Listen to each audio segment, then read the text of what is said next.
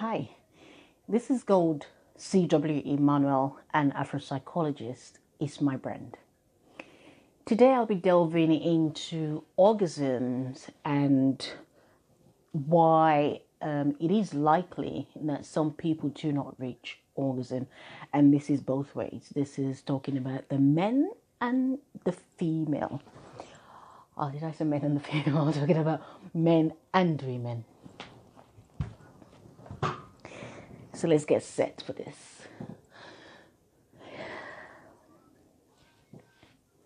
A stage of satisfaction when you get to a point where during a sexual act you feel like you've reached orgasm, and it's not something that you can readily control, so it is involuntary when the sexual activity or the sexual act is in progress.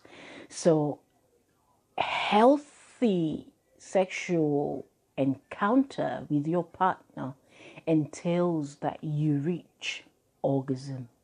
Orgasm at least 78% of the time. And in some statistics, it has it as a person, I think it's always below 75, but in every, when you combine the total amount of sexual encounter, then for female, 75% of your total encounter, you should reach orgasm.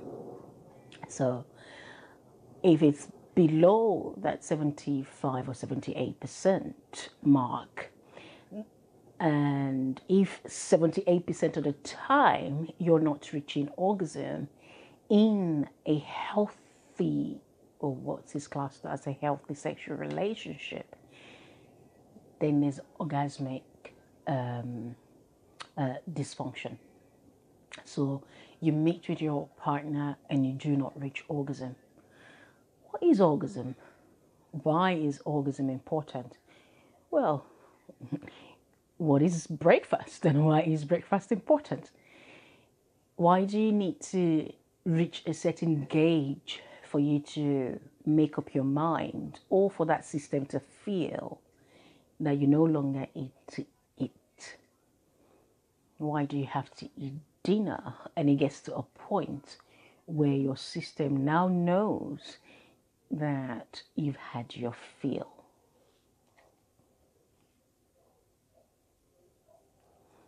How is it so that when you feel the need to use the ladies or the gents, for example, you suddenly feel that you've emptied your bowel? Therefore, you no longer need to ease yourself. So how do you know you're sexually fulfilled in a sexual relationship with your partner? The importance of reaching orgasm, or the importance of sexual activity with your partner, is that it prolongs your life. It gives you, it releases stress and depression. And bear in mind, I'm talking about healthy sexual relationship. What do I stand for?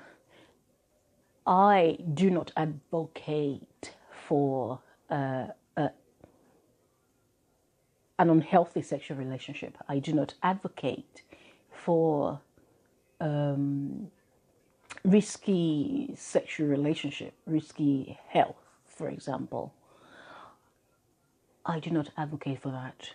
What I stand for is, you have, on the one end of the spectrum, you've got medical experts that look at medical problems within the anatomy of human beings.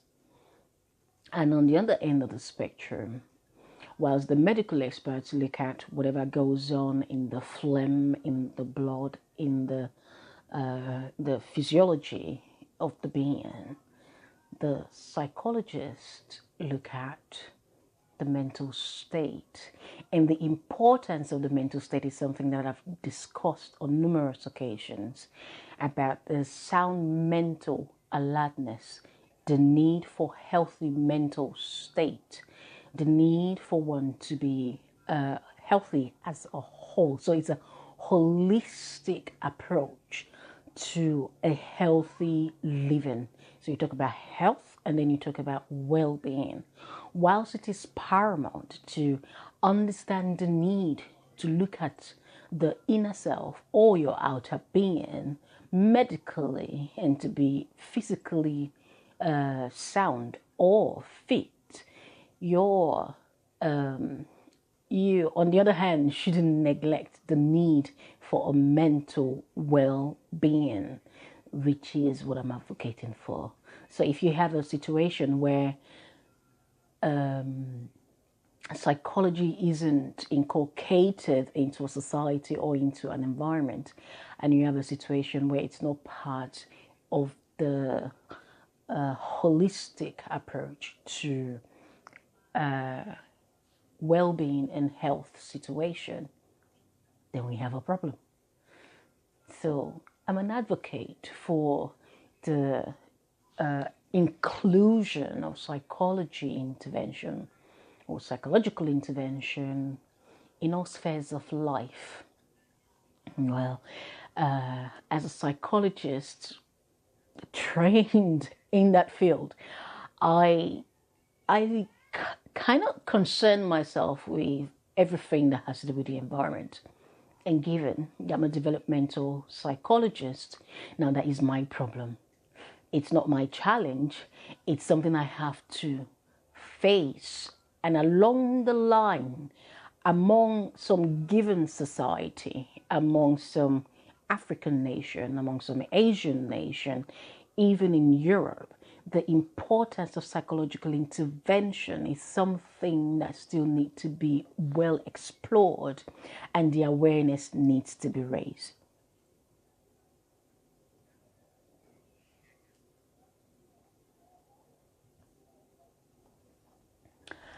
One's health, well-being, psychological well-being, physical well-being, your mental state, your social interaction with people within your environment is very important as a holistic measure to a healthy life.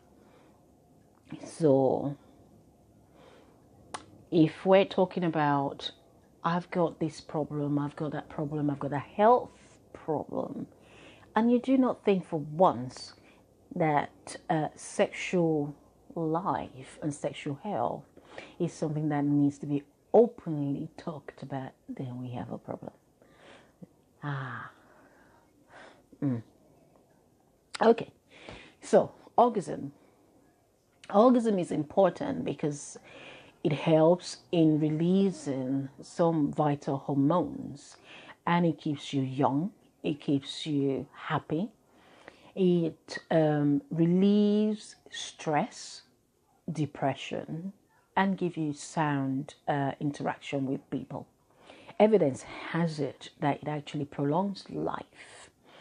And sex among the... I did an article with the Guardian, I think that is a Nigerian paper, and I talked about sex in the elderly, like senior citizens, and show the importance, delved into the importance of healthy sex life. And a friend said to me, you need to be careful when you talk about elderly and sex.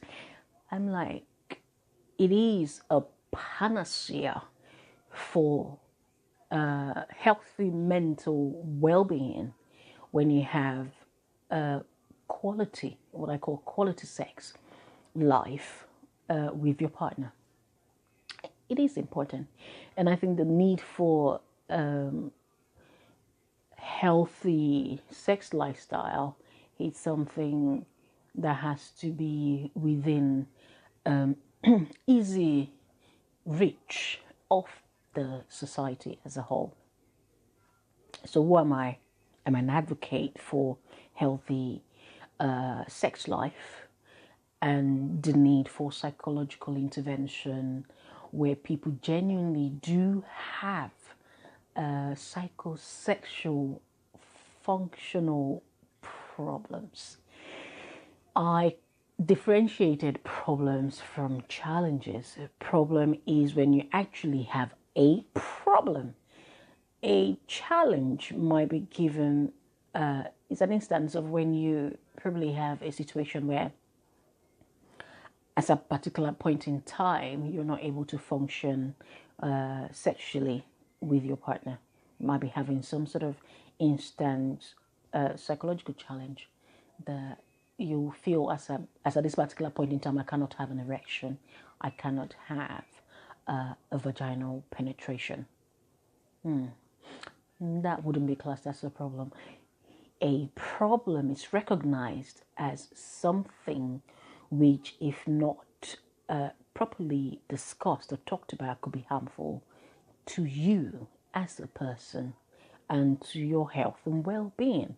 And if you're not having a healthy sexual activity with your partner, whoever you choose your partner to be, then if the advantages, or one of the advantages of a healthy sex life is to prolong life and to sort of heal depression, release depression and stress, then if you're not having a healthy sexual relationship, there's a problem.